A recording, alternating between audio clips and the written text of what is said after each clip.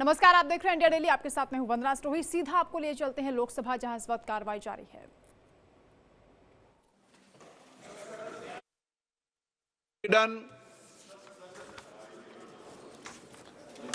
Sir, thank you so much, sir.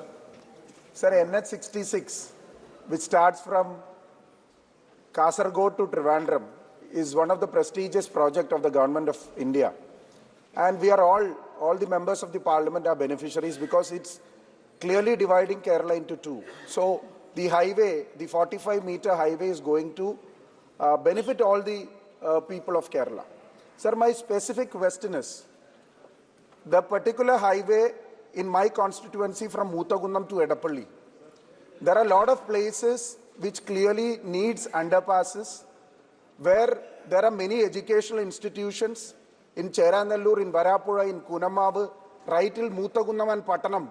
These are places which clearly needs underpasses because thousands and 10,000s of people live in areas where it is clearly divided. So we have given a proposal for constructing new underpasses in this particular NH 66. Also, the Edapalli junction, Lulu junction to Arur needs an elevated highway. The DPR is already under consideration.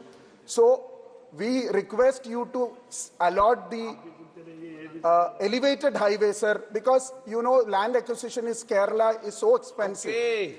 The particular, sir, concluding, sir, concluding. Sir, 45 meters is not there from Edapalli to Arur. So if you go for land acquisition, the exorbitant land rates, you won't be affordable to get the land, and there are a lot of flats and religious institutions. So I request you to allocate the elevated highway from Edapalli to Arur as well. Thank you. सम्मानीय सदस्यों ने जो कहा वो सही है कि केरल में काम करना बहुत मुश्किल है। रोड के बीच में दोनों बाजू में डेवलपमेंट है और लैंड एक्विजिशन कॉस्ट 1 किलोमीटर की 50 करोड़ तक जाती है। फिर भी उन्होंने बीच में केरल के मुख्यमंत्री जी ने 50% लैंड की कॉस्ट बेयर करेंगे ये कहा था। 5,000 करोड़ रुपए उनने दिए, बाद में उनको दिक्कत आई। फिर मैंने उनको एक सोल्यूशन दिया कि जितना एग्रीगेट और सैंड और पत्थर लगता है उसको रॉयल्टी फ्री करा दो और 9% जीएसटी जो है स्टेट का हिस्सा उसको एग्जाम कर दो, तो इसमें मैं आपका मार्ग निकालूंगा। उनका वो पत्र अभी आया है और उसके आधार पर हम वो भी काम कर रहे हैं, क्योंकि केरल में रोड बनाना आवश्यक है। जो इन्होंने कहा है उसको मैं जांच लूंगा और लैंड एक्विजिशन लेना तो बहुत ही डिफिकल्ट है, पर ये एलिवेटेड रोड को वेरीफाई करेंगे। प्रश्नकाल समाप्त।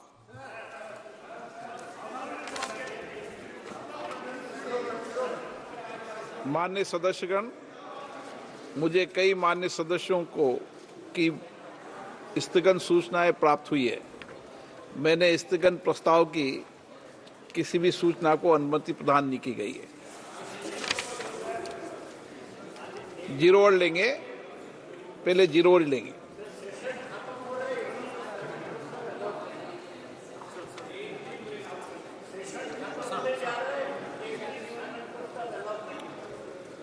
सभा पटल पर रखे जाने वाले पत्र। Item number 2, doctor Virendra Kumar.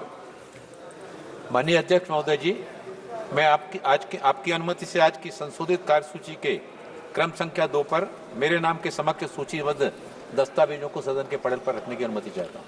Item number 3, Shri Arjun Ram Meghwal. अध्यक्ष जी, मैं आपकी अनुमति से लोकसभा की संशोधित कार्यसूची के क्रम संख्या 3 पर अंकित दस्तावेज जो श्रीपद यशो नाइक के नाम के आगे अंकित है, आपकी अनुमति से सदन के पटल पर रखता हूं। धन्यवाद। आइटम नंबर 4, श्री पंकज चौधरी जी। कार्यसूची में मेरे नाम के सामने मत संख्या 4 पर वर्णित कागजात आपकी अनुमति से सदन के पटल पर रखता हूं। Item number 5, Shri Suresh Gopi. With your permission, I rise to lay the papers on the table of the House listed against my name at serial number 5 in today's revised list of business. Thank you. और बड़ी खबर आपको बता दें, राज्यसभा से विपक्ष ने walkout कर दिया है। विनेश फोगाट को लेकर सदन में जोरदार हंगामा हुआ। ये कहा जा रहा है कि मेरा अपमान किया गया। जगदीप धनखड़ की ओर से कहा गया, विपक्ष के नेता ने मेरे खिलाफ टिप्पणी की है। रोज रोज सदन में मेरा अपमान हो रहा है, इस पर जमकर बिफरे हैं जगदीप धनखड़। और विनेश फोगाट को लेकर आपको बता दें कि हंगामा जोरदार हुआ है सदन में। कल भी इस पर सवाल उठाए गए थे और विपक्ष लगातार ये कह रहा है कि कहीं ना कहीं साजिश हुई है और उसकी जांच होनी चाहिए। विनेश के साथ पूरा देश है, लेकिन विपक्ष के व्यवहार को लेकर एक तरफ जेपी नड्डा ने भी टिप्पणी की और कहा कि जिस तरह का व्यवहार कांग्रेस और टीएमसी की ओर से किया जा रहा है वो निंदनीय है।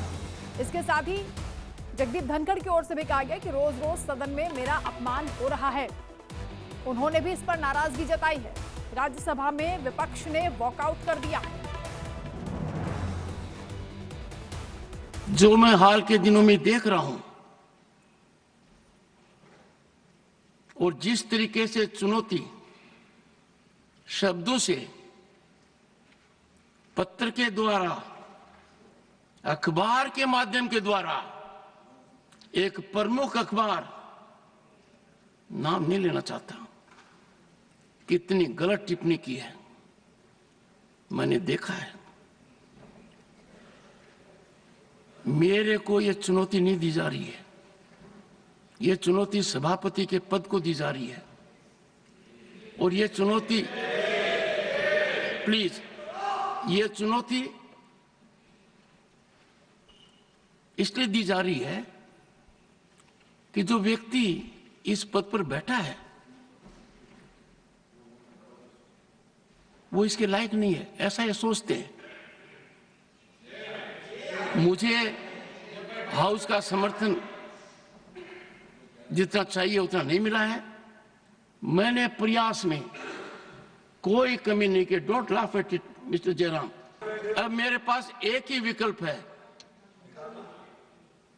मैंने सदन में बहुत वरिष्ठ सदस्य हैं, अब भी उपस्थित हैं, उनका सम्मान करता हूं। उन्होंने राजनीति मेरे से बहुत ज्यादा देखी है।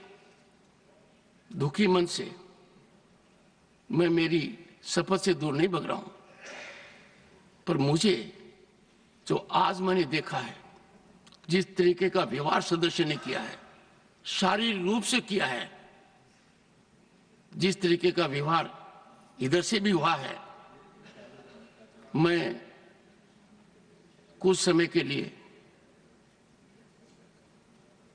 यहां बैठने में अपने आप को सक्षम नहीं पा रहा हूं। मैं दुखी मन से नमस्कार। तो बार बार जो टिप्पणियां उनके खिलाफ की जा रही हैं, इस पर सभापति ने नाराजगी जताई है। एक और